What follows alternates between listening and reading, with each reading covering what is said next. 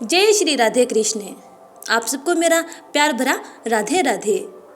इस वीडियो में हम जानेंगे पितृ श्राद्ध की कथा। श्राद्ध या पितृपक्ष के बारे में तो हम सभी जानते हैं कि ये क्यों मनाए जाते हैं, लेकिन श्राद्ध पर्व की कहानी शायद आपको पता नहीं होगी। आज हम आपको श्राद्ध की कथा बताने जा रहे हैं। चलिए जानते हैं। पुराणों के अनुसार जोगे तथा भोगे दो भाई थे। जोगे धनी था और भोगे निर्धन। दोनों में अत्यंत प्रेम था।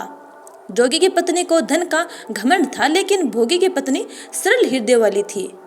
पितृपक्ष के आने पर जोगी की पत्नी ने उससे पितरों का श्राद्ध करने के लिए कहा, तो जोगी इसे बेकार का काम समझकर टालने लगा। लेकिन उसकी पत्नी जानती थी कि यदि ऐसा नहीं किया गया तो लोग बातें बनाएंगे। साथ ही उसे अपने मायके वालों को दावत पर बुलाने और अपनी अमीरी दिखाने का यह सही अवसर लगा। अंत में वे बोली, आप मेरी परेशानी की वजह से ऐसा कह रहे हैं, तो मैं सहायता के लिए भोगी की पत्नी को बुला लूंगी।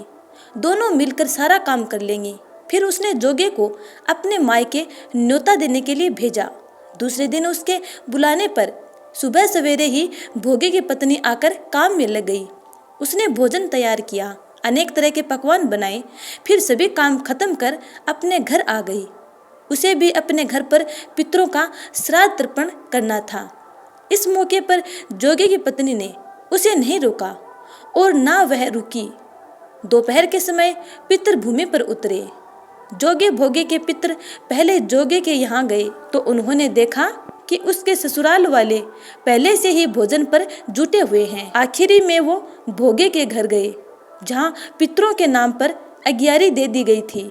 पितरों ने अग्यारी की राख चाटी और भूखे ही नदी के तट पर पहुंच गए। थोड़ी देर में सभी पितर एकत्र हुए और अपने अपने यहाँ श्राद्धों की तारीफें करने लगे। जोगे भोगे के पितरों ने अपनी आप बीती कही।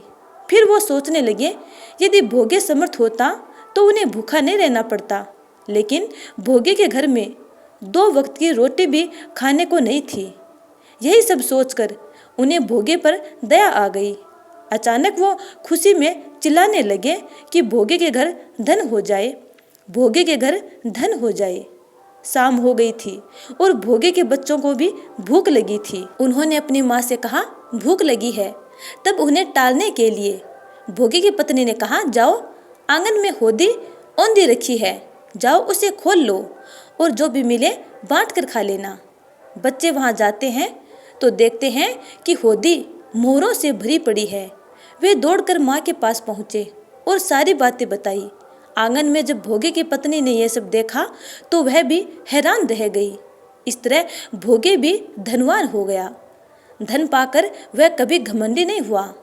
अगले साल का पितृपक्ष आया। भोगे की पत्नी ने श्राद्ध के लिए 56 भोग तैयार किए। ब्राह्मणों को अपने घर बुलाकर श्राद्ध किया, भोजन कराया और दक्षिणा दी। सोने चांदी के बर्तनों में जेठ जेठानी को भोजन कराया।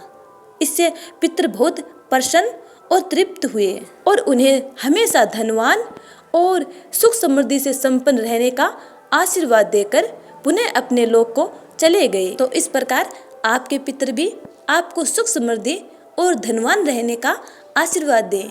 उम्मीद करती हूँ कि आपको ये कथा अच्छी लगी है। यदि अच्छी लगी है तो लाइक कमेंट कर चैनल को सब्सक्राइब कर बेल आइकन को जरूर दबा लीजिएगा, ताकि आने वाली वीडियो का नोटिफिकेशन आप तक टाइम पर पहुँच जाए। अगले वीडियो का इंतजार करना। तब तक के लिए जय श्री राधे कृष्ण।